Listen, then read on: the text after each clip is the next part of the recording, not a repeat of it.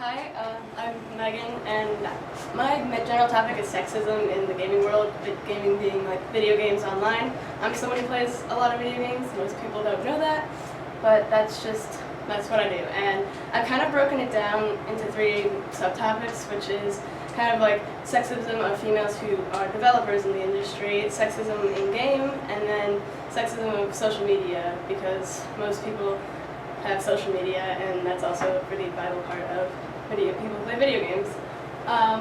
The first thing being video game developers. Right here, this is a lady, her name is Zoe Quinn. She's pretty famous in developing video games, and she's someone who's gone through a lot of sexism, and that is due to a previous relationship that she had with another developer in the community, ended kind of poorly, and that led to lots of people sending her threats to rape and kill her and all this stuff, and it's just, in general, it's not okay. Next year, I'm going to be attending the DePaul University for their video game development program, because that's what I want to do in the future. I want to be able to develop these video games, because that's what it's been such a vital part of my life growing up. And just like hearing about this and other cases of sexism, it's something that worries me, so I wanted to look into it, and it's just something that it shouldn't happen. Almost 50% of people who play video games are females, and it's surprising to most people because it's a really male-dominated industry.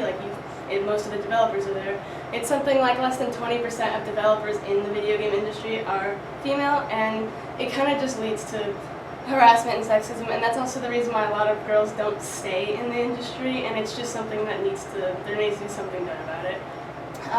Next, going into in-game, I've been playing video games since I was little with my brother. My brother was a huge influence on me.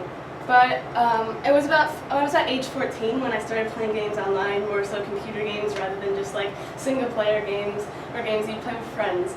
And throughout my time, I've gone through many different things, and one of the games I play the most right now is called Counter-Strike Global Offensive. It's a shooter game, so it's very male dominated. And some of the things you just hear are, that in-game are this. I have this right here because that's voice chat.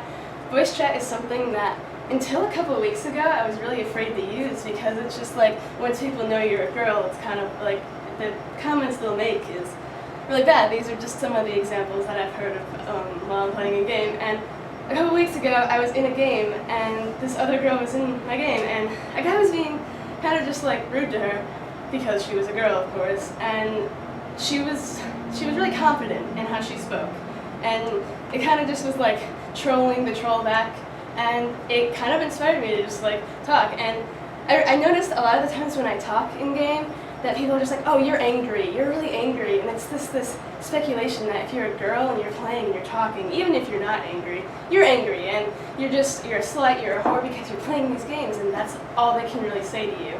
And it's something that's not necessary. I'm someone who's pretty good with dealing with it, but it's something that would discourage most people from playing a game like this that is a female. So not everyone can deal with it, and it's something I think that needs a little more to be done about so that people can enjoy their time playing. So that's more of the in-game stuff. And this is my current social media following. I have that many followers on Twitter. And that's just for my online gaming. I'm not putting anything out there because that's my online stuff, and I don't really associate that with the whole real school and everything like that. But generally, I have pretty positive feedback from whenever I tweet and stuff on social media.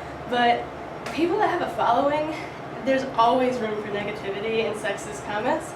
I have a friend who is a live streamer, and she has about 20,000 followers on Twitter, and the next slide is going to have some comments on some of her YouTube videos, and they're a bit bad. I censored the words that they use because they're pretty bad.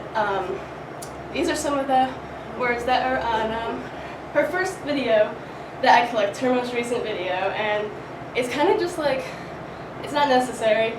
People on the internet, obviously there's not too much you can do about trolls on the internet, but it is something that I think needs to be addressed. These are her social media followings, that's her live stream account on the bottom. And it's just unnecessary for the things that people say, and it's something that affects me daily because that's what I do. I'm very involved in the online community, and I'm someone who is able to deal with it, but other girls may not be able to deal with comments like this. and it really may discourage them from having a good time online. And I just think more needs to be put focus on how people act on the internet. And yeah, that is my presentation.